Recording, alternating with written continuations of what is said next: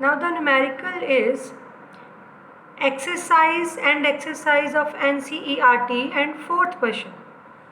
Two conducting wires of same material and of equal lengths and equal diameters are first connected in series and then parallel in the circuit across the same potential difference. The ratio of heat produced in series and parallel combination would be. हमें 4 options given हैं, हमें 4 options नहीं भी दिए हो सकते हैं, हमें डायरेक्ट भी क्वेश्चन आ सकता है what is the ratio of heat produced in series and parallel. ज़रूरी नहीं है कि ऑप्शन दिए होंगे, पर चलो.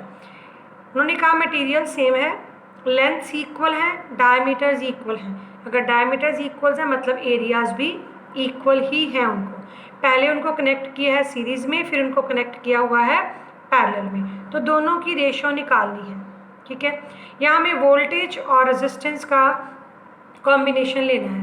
तो हीट के लिए फॉर्मूला होगा V²/R. तो जब सीरीज़ वाली हीट ले रहे हैं तो R कौन सा लेंगे? सीरीज़ वाला. जब पैरेलल वाली हीट ले रहे हैं तब R कौन सा लेंगे? पैरेलल वाला. V²/R का फॉर्मूला तो हम लगाएंगे ही लगाएंगे. ठीक है, करंट का यहाँ काम नहीं है कुछ भी. V²/R V² और V² कट गया, क्या बच गया? 1/RS और ये RP ऊपर चला गया. यहाँ नीचे था ना 1/RP था, ये ऊपर हो गया. आप कह सकते हो इसको कि हमारे पास ये आंसर आ गया है, यहाँ पर आ गया हमारे पास RP/RS. हीट और पैरेलल और इसमें ऑपोजिट आ गया. अब पहले सीरीज़ का रेजिस्टेंस निकाल लो. दोनों का R है तो सीरीज़ में कितना हो गया? 2R. फिर पैरेलल का रेजिस्टेंस निकाल लो. 1/R 1/R 2/R. RP कितना आ गया? R/2. R/2 हो गया हमारे पास RP. आप जब रेशियो निकालेंगे यहाँ पर जो ऊपर हमने लिखा था HS/HP, क्या आया था हमारे पास? RP/RS. तो RP कितना है? R/2/RS. RS कितना है? 2R. ठीक है, तो RS की वैल्यू R कट गया 1/4, तो रेशियो आ गई 1/4. ऑप्शन में से आप टिक लगा लो, आपका D option C option correct option है. क्लियर? समझ आ गई इसमें सबकी? सीरीज़ का R निकाला, पैरेलल का R निकाला, दोनों के R निकाल के हमने फिर उनकी रेशियो यहाँ पर कैलकुलेट कर दी है ना. नेक्स्ट न्यूमेरिकल, इसके जैसा आपने पहले भी किया है, मैंने एक पिछली वीडियो में भी करा था. मैं जस्ट इस न्यूमेरिकल को कर रही हूँ ताकि आपकी जो कैलकुलेशंस हैं वो क्लियर हो जाए. कॉपर वायर का यहाँ डायमीटर हमें गिवन है 0.5 mm. ये रेजिस्टिविटी गिवन है हमें. ठीक है, हमें क्या निकालना है? What will be its length, ये हमें कैलकुलेट करनी है. और इसका ये रेजिस्टेंस हमें गिवन है 10 ओम. उसके बाद इसका सेकंड पार्ट भी है कि रेजिस्टेंस कितना चेंज होगा अगर डायमीटर को डबल करें तो पहले फर्स्ट पार्ट कैलकुलेट करते हैं. डायमीटर गिवन है 0.5 mm. इसको हमने 1000 से डिवाइड किया, ये मीटर में आ गया, फिर ये डेसिमल हटा दिया तो 10,000 मीटर आ गया. रेडियस डायमीटर से हाफ होता है, सो 2 से डिवाइड कर दिया तो 5/20,000 आ गया. Area πr². अभी हम कोई कटिंग नहीं करेंगे, जस्ट वैल्यूज़ फिल कर रहे हैं. ये रो रेजिस्टिविटी हमें गिवन है, R हमें गिवन है, फॉर्मूला फिर वही R = ρL/A. हमें यहाँ से L कैलकुलेट करना है, तो ये A ऊपर चला जाएगा और ये रो नीचे आ जाएगा. तो क्या फॉर्मूला बन जाएगा? L =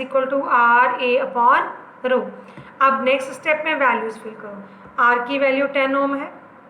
ठीक है, उसके बाद A है, A हमारे पास ये कैलकुलेट हुआ है ना 22/7, 5/20,000, 5/20,000. और नीचे क्या है यहाँ पर? रो. तो ये रो की वैल्यू है 1.6 × 10⁻⁻8.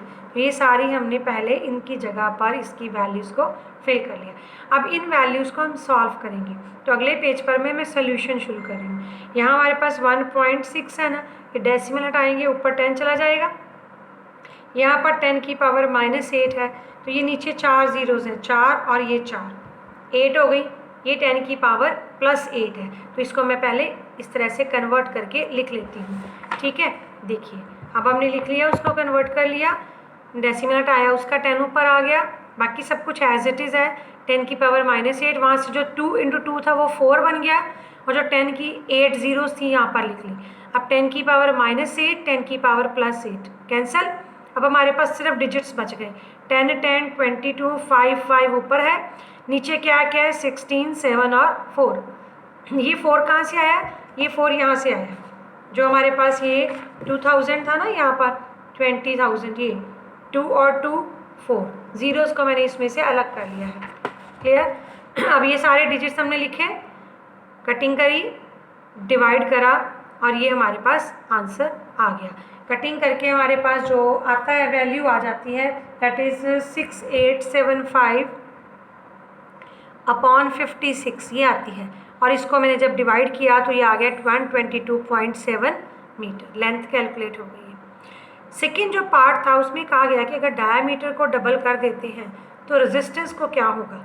ये जो मैंने यहाँ पर समझाने की कोशिश की है, ये आप ना भी सॉल्व करो तब भी कोई प्रॉब्लम नहीं है न्यूमेरिकल में, पर मैंने समझाया है कि आपको पता लगना चाहिए। मैंने यहाँ पर लिखा R inversely proportional to d square, तो ये कैसे आया, ये हमारे फॉर्मूले से आया।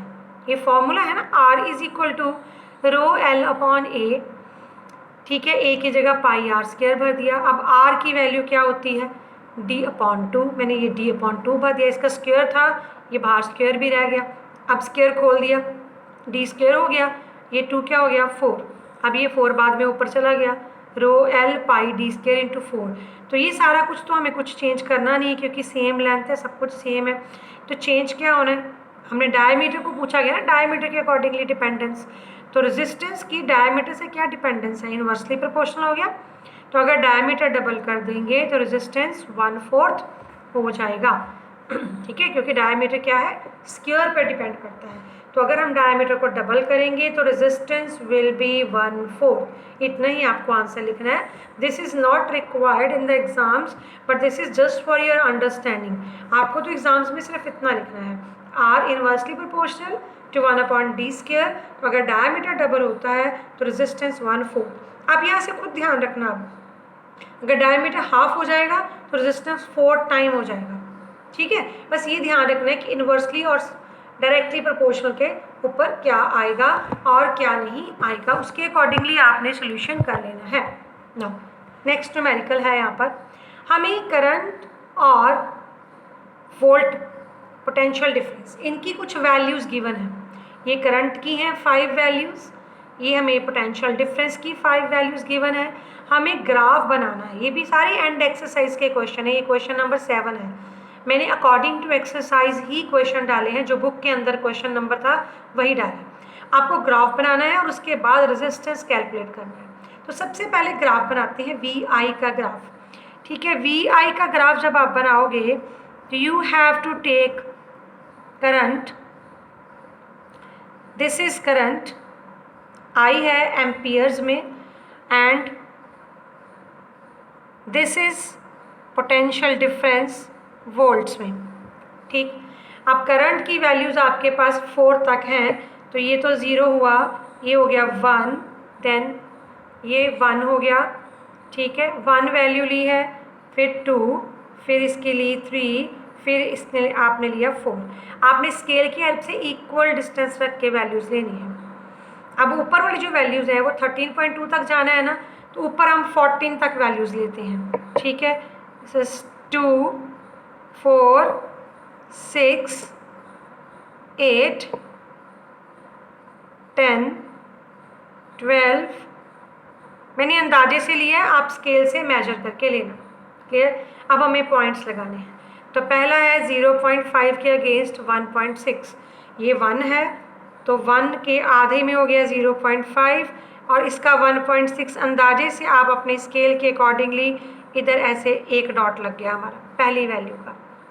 फिर दूसरी वैल्यू है 1 और 3.4, ये है 1, इधर 3.4 है, 2 और 4 के बीच में आएगा 3 के ऊपर 3.4 आएगा यहाँ पर, तो आप इस तरह से इसके डॉट्स लगाएं। देन हमारी वैल्यू है 2 और 6.7, ये 2 हो गया, इधर से 6 और 7 के बीच में ये 6.7 approximately I am taking, you can take according to calculated with the scale. Now 3 और 10.2, 3 के साथ है 10.2, यहाँ से आप वैल्यूज़ लेते जाओ, 3 के साथ है 10.2, प्लॉट द डॉट्स, और 4 के साथ है 13.2, 12 और 14 के बीच में 13 और यहाँ पर approximately 13.2। Clear. Now join these dots, dots आप स्केल से लगाओगे तो they will be in a straight line. मेरा कहीं थोड़ा सा गड़बड़ हुआ है, ठीक है बेटा। ये बन गया आपका ग्राफ बन गया। Now you have to calculate resistance of that resistor. तो ये जो वैल्यू है ना, यहाँ से 13.2 वाली वैल्यू और ये 4 वाली वैल्यू, दिस इज़, यहाँ से लेकर हमारा ग्राफ शुरू कहाँ से हुआ, ये हमारा करंट वाला हो गया हिस्सा, ये हमारा पोटेंशियल डिफरेंस है, इसको हम कहेंगे delta we, change in potential difference. और ये क्या है हमारा, दिस इज़ डेल्टा आई। अब ये डेल्टा वी की वैल्यू कितनी है, ये वैल्यू हमारी 13.2 है लास्ट वाली, डेल्टा वी की 13.2, फर्स्ट वैल्यू है 1.6, सब्ट्रैक्ट करो, डेल्टा वी कितना आ गया 13.2 माइनस 1.6,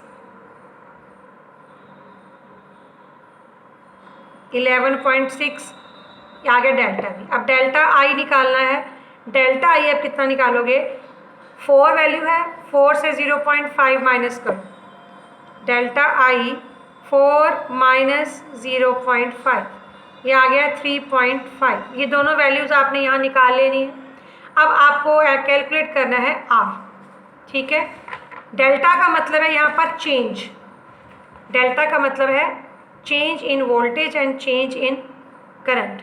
अब आपको यहाँ पर आर निकालना है, तो आर की वैल्यू जो रेजिस्टेंस यहाँ से निकलेगा, delta we upon delta I, that is 11.6 over 3.5। इसकी कटिंग करके आप इसका आंसर निकाल लें। क्लियर, मैंने आंसर छोड़ दिया है अभी, आप आंसर इसका निकाल लें, जो भी आएगा वो आपका आंसर आ जाएगा। यहाँ पर ओम में कटिंग करिए और आंसर निकाल लीजिए।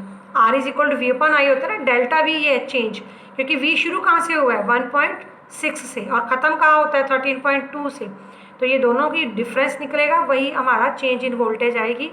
और जो करंट है वो 0.5 से शुरू है, क्योंकि 0 से शुरू नहीं ना हो रहा। अगर 0 से शुरू होता तो हम 13.2 डिवाइडेड बाई 4 कर लेते, लेकिन क्योंकि वो 0 से शुरू नहीं हो रहा तो हमें वैल्यूज़ निकालनी पड़ी है, 4 माइनस 0.5। क्लियर।